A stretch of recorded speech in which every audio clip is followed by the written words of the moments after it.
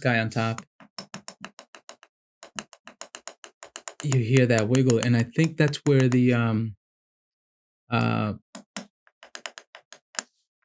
the part that's off about it, in the when like I said, when I removed it, you could see thermal paste was not even across the entire die, and I think that's why, because when I tighten it, even if these two are really well tightened, if I over tighten either one of these,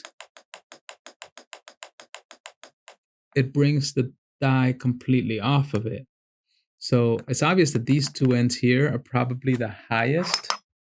And when we look with our calipers, I mean, I don't know if you guys can see that, but you can almost see it like right there and right there.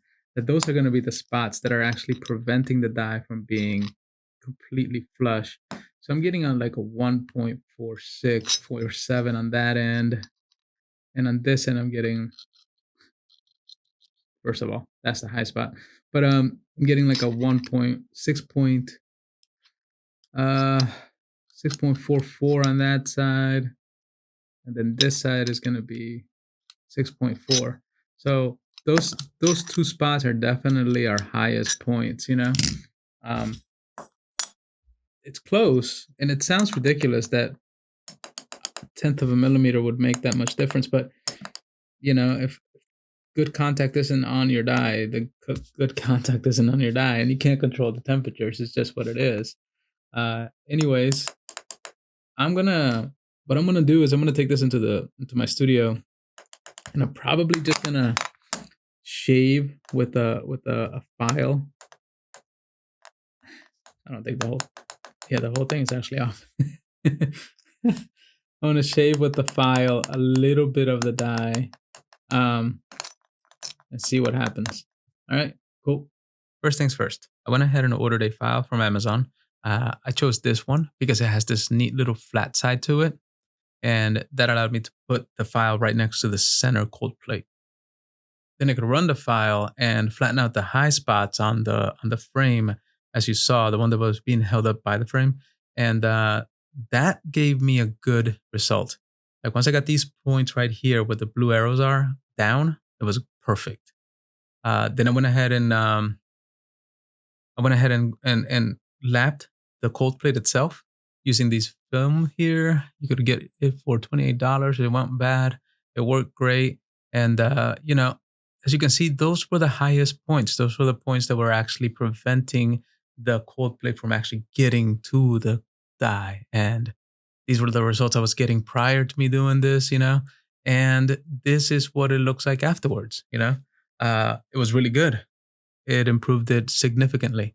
Now, I'm not very good at like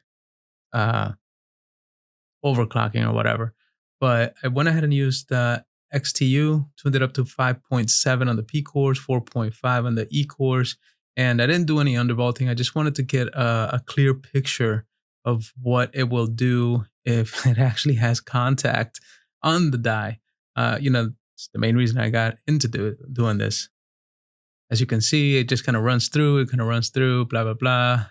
I try to cut this down as much as possible, but I think there's a minute's worth of this going on. And the main point is so that you can see how much wattage is actually being drawn to by the i9 and at what temperatures it stays. For the first, half of this, I don't think my temperatures go above like 70. Well, no, I'm wrong. They go up to 84 at the highest point, you know, which is better than 100. Definitely better than 100. So I was pretty happy about that. And I think I'm pulling like 368 watts through it. Again, not perfect, but super good enough, especially for no undervolting, no other kind of fine tuning at all. You know, I'm just trying to keep it from burning out quicker. But these things did work though. On the original plate that I had in there before, I think every odd core was hitting 100, and that was with a thermal take block on it. This is before I delit it, obviously, and now I'm getting temperatures that are decent. You know, it's 89. I mean, that's still pretty hot, but at least I'm scoring things like 39.6. I also went ahead and trimmed and lapped the frame. I think when you get it from EK, it's gonna come in at like 5.8. I took it down to like a 5.6. I torqued everything to zero point 0.7. What is that? Newtons per meter, which is 1.5 pounds per square inch. That's all I had available to me was pounds per square inch. So I figured that was the conversion of that 1.7, 0.68, super good enough. And yeah, it works great. Nothing is broken. It's really important to torque the frame though. If your frame isn't exactly on your PCB, then again, you're going to run into the same problem where the cold plate isn't going to touch it. So I hope this helps.